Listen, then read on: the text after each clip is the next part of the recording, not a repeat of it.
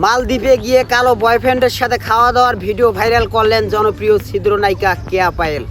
এই ভিডিও দেখে বিনোদন ব্রাদার্সের ছেলে ফ্যান ফলোয়ারদের কনফিডেন্স লেভেল বেড়ে গেছে। কারণ হিসেবে তারা জানান, এর মতো কালো পাড়া যদি কেয়া পায়েলের মতো গার্লফ্রেন্ড পায় তাহলে আমরা কম কিসে।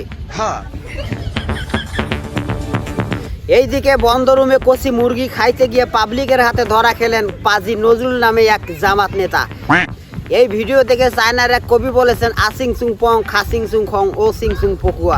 বান্দর কখনো গাছে উঠা ভুলে না, বাল্পেকে হোক না যতই জুনু। এই দুনিয়ার পুরুষ মানুষের সব থেকে বড় শত্রু তার নিজের সাথে থাকা নুনু।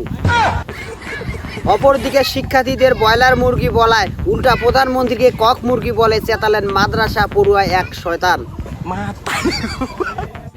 ছোটবেলায় যদি লামিম ইয়ামিলকে গোসল করার সময় পানিতে চুবিয়ে মারতাম তাহলে আজ এই দিন দেখতে হতো না, এই বলে দুঃখ প্রকাশ করলেন মোজাম্মেল হক মেসি।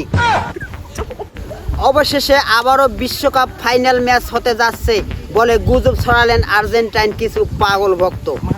আর এইভাবে চোখের সামনে আর্জেন্টাইন সাপোর্টরা পাগল হয়ে যাচ্ছে, আমরা কিছুই করতে পারছি না। আসলে মানুষ হিসেবে আমরা ধর্ষিত। এইদিকে কসমেটিক সার্জারি করে বাংলাদেশি ছিদ্র নায়িকা পরিমণিকে বিয়ের প্রস্তাব দিলেন জিনিয়ার্স জুয়েলার্স।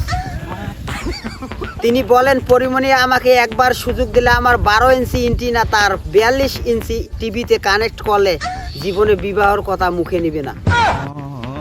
অপরদিকে ফাইনাল ম্যাচের ড্রেসিং রুমে বলা মেসির বক্তব্য নিয়ে জল্পনা কল্পনা চলছে গোটা ফুটবল বিশ্ব। যেই দলেরই খেলা দেখে গোটা ফুটবল প্রেমিকরা মুগ্ধ হয়ে থাকতো, সেই দলেরই খেলা দেখে হতাশ আর্জেন্টাইন ভক্ত। 90 মিনিটে একটাও শুট নিতে পারে নাই, এ কেমন খেলা হয়। জন্মের পর এই ফাইনাল ম্যাচ দেখি নাই, মাতলাব ডালমে কুচ কালা হে। এতক্ষণ শুনছিলেন দেশের ঘটে যাওয়া দুঃসংবাদ।